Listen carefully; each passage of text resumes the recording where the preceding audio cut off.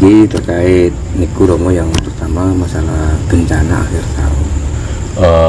Ramalan bencana akhir tahun. Ada yang memprediksi, bahkan BMKG juga mengeluarkan pernyataan dini tentang badai di akhir tahun. Tanggapan dari Romo Edi yang terkait dengan bencana akhir tahun itu bagaimana, Romo?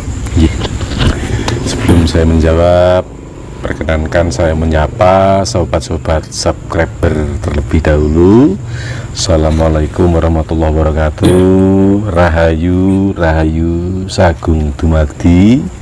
Sobat subscriber dimanapun Anda berada, semoga panjenengan semuanya senantiasa dilimpahkan rahmat serta hidayah dari Allah Subhanahu wa Ta'ala, dijauhkan dari mara bahaya, dilancarkan segala usaha serta rezekinya. Amin. Baik, mengenai tanggapan tentang adanya bencana akhir tahun, air yang terbesar akan terjadi di bulan Februari. Itu akan ada air bah, yang artinya air dari Bengawan maupun air laut yang naik ke daratan disertai dengan guntur dan angin. Namun untuk saudara-saudaraku, cukup waspada saja, tidak perlu khawatir, karena insya Allah untuk bencana tahun ini tidak sedahsyat tahun-tahun yang kemarin. Namun bukan berarti kita sebagai umat manusia yang mempunyai banyak kekurangan lantas jumawa atau menyombongkan diri, karena sewaktu-waktu banjir itu atau bencana itu pun terjadi. Maka pada saat bulan Februari atau bulan 2, kita harus waspadai angin dan badai disertai air akan muncul dari timur laut. Hal ini yang bisa menyebabkan kehidupan mengalami sedikit stagnasi, namun ekonomi tetap stabil. Maka sekali lagi, mengenai bencana yang akan terjadi itu akan terjadi dan memang ada, Pasti, Romo. insya Allah, karena kepastian dan hak adalah milik Allah Subhanahu wa Ta'ala. Namun berdasarkan siklus alam dan ramalan para pujangga terdahulu menceritakan bahwasanya pada tahun ini akan terjadi prahara yang besar, namun jangan terlalu khawatir. Tapi sekali lagi, bukan berarti kita lantas nggak terjadi apa-apa, jangan begitu. Itu namanya jumawa, sembrono. Manusia yang banyak mempunyai kekurangan, kita berserah diri kepada Allah Subhanahu wa Ta'ala. Semoga apa yang diramalkan para pujangga terdahulu benar, bahwasanya banjir itu, prahara itu, bencana itu tidak sedahsyat tahun-tahun yang lalu, melainkan hanya perputaran siklus roda peralihan tahun saja. Dan kalau seperti pagebluk yang kemarin itu kira-kira masih ada nggak, Romo, untuk tahun-tahun selanjutnya? Bukankah pada pertemuan kita yang terdahulu masuknya, meledaknya pagebluk dan usainya itu ada di bulan 7 2021, jika kita masih ingat putaran terdahulu, kan? Dan ternyata pada bulan 7 benar-benar luar biasa. Pagi sakit, malam meninggal malam sakit, pagi meninggal, begitu seterusnya, dan akhirnya juga berhenti pada bulan 7 itu juga.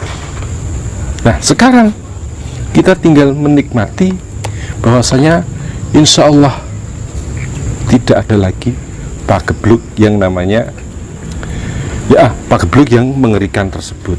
Namun mengenai tentang virus itu tetap ada, karena virus itu adalah bikinan manusia, ulah manusia pula.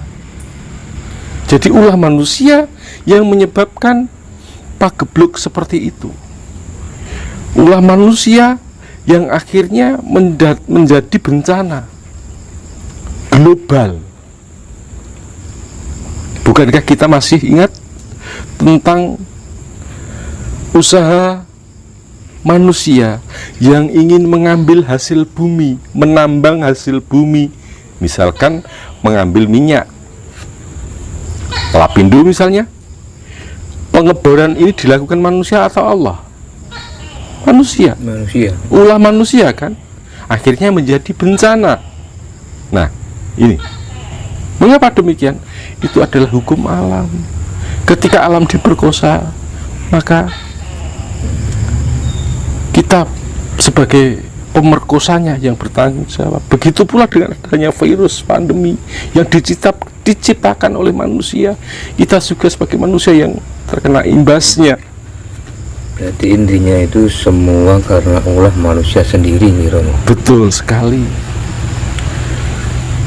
Ini yang kedua Romo, ini membahas kan banyak orang ini bahas masalah pemimpin kita untuk selanjutnya Romo. Ada yang mengatakan bahwa nanti itu akan timbul seorang pemimpin yang masih keturunan China, cuma umurnya cuma seumur jagung. Nah, setelah itu baru muncul yang namanya Ratu Kembar. Setelah Ratu Kembar itu baru Ratu Adil nanti yang akan muncul. Tanggapan Romo bagaimana?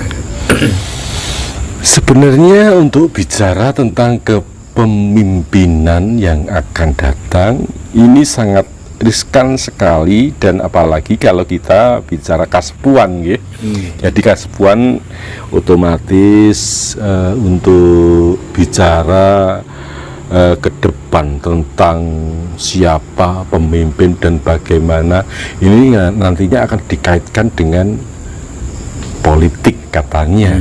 Namun apa salahnya jika kita sebagai manusia juga mengetahui tentang perkembangan roda kehidupan agar kita bisa memilih dan tidak terkejut apabila ada sesuatu yang memang terjadi seperti yang jenengan sampaikan, akan adanya pemimpin Cina namun dalam kepemimpinannya hanya seumur jagung seperti itu.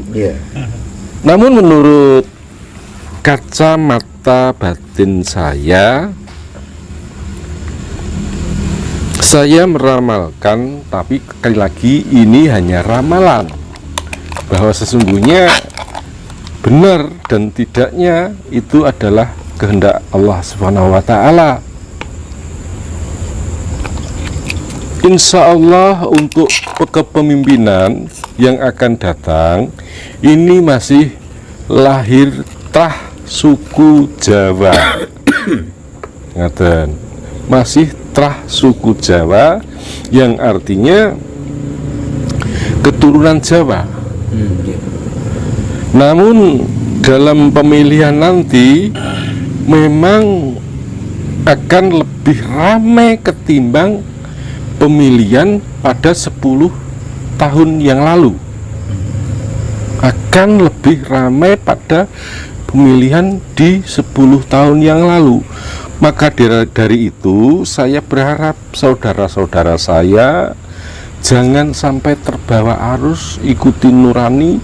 Jika memang itu pantas sebagai panjenengan rasakan pantas untuk dijadikan pemimpin, ya silahkan panjenengan pilih dengan nurani. Jangan sampai panjenengan menjadi orang-orang bayaran, dan ingat, jangan sampai jenengan terperangkap oleh jaring-jaring orang-orang yang mempunyai ambisi dan kepentingan sesaat yang akhirnya memecah belah persaudaraan kita.